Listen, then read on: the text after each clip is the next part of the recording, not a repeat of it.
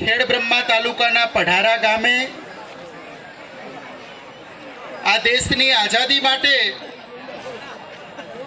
વિદેશી શાસકોની સામે જે માણસ લડતા લડતા શહીદ થયા છે એવા મહાન સ્વતંત્રતા સેનાની આઝાદીના લડવૈયા ટંટિયા મામા ભીલના જન્મ જયંતિના કાર્યક્રમમાં અહીંયા સાબરકાંઠા અને આજુબાજુના જિલ્લાના તમામ જે ભાઈઓ અને બહેનો ખૂબ જ મોટી સંખ્યામાં અહીંયા ઉપસ્થિત થયા છે. સામાજિક એકતા જાગૃતિ મિશન વતી આપ તમામ ભાઈઓ અને બહેનોનું અમે હાર્દિક સ્વાગત કરીએ છીએ.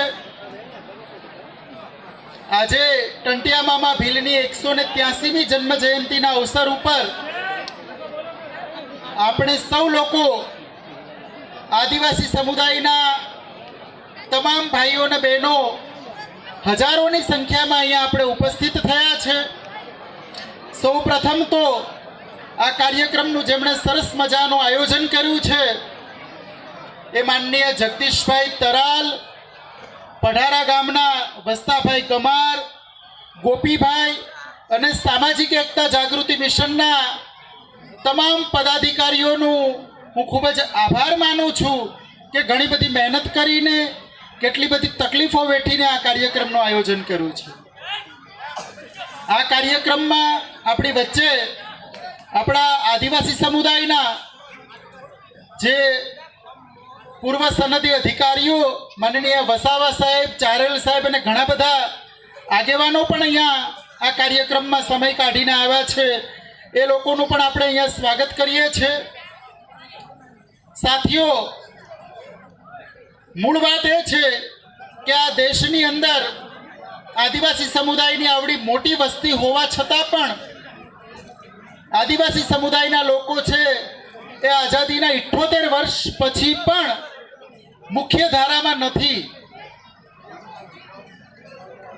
આ દેશનું વિધાયિકા, કાર્યપાલિકા, ન્યાયપાલિકા, મીડિયા અને ઉદ્યોગોમાં આ દેશના આદિવાસી સમુદાયનું પ્રતિનિધિત્વ બિલકુલ નહિવત છે, શૂન્ય છે.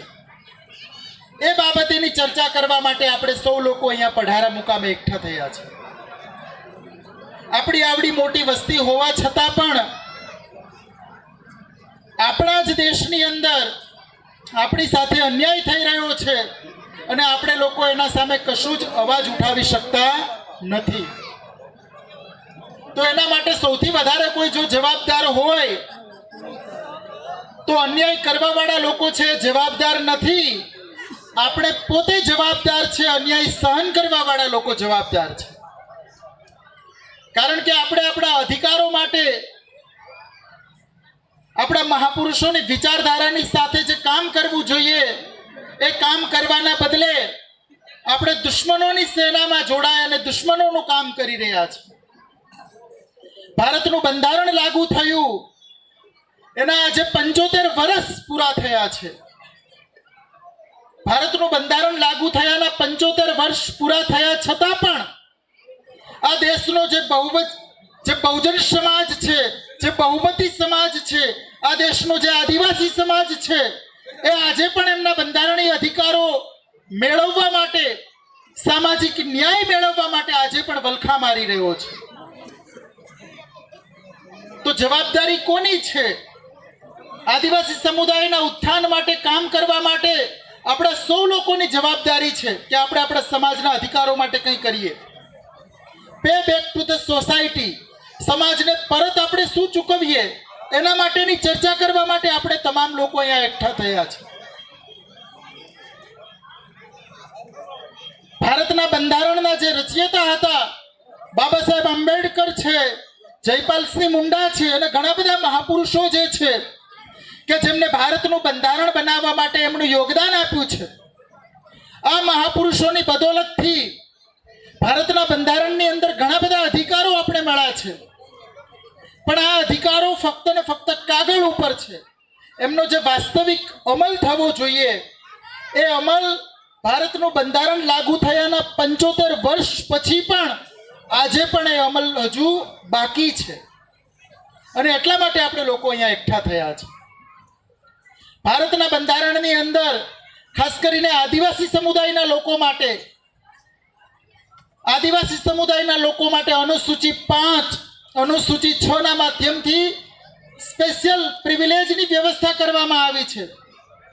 અનુસૂચિ 5 અને અનુસૂચિ 6 લાગુ કરવા પાછળનો ભારતના બંધારણમાં અનુસૂચિ લાગુ કરવા પાછળનો એ હેતુ એ હતો કે આદિવાસી સમુદાય જે છે એ સામાજિક રીતે, શૈક્ષણિક રીતે, આર્થિક રીતે તમામ બાબતોએ એ પછાત છે.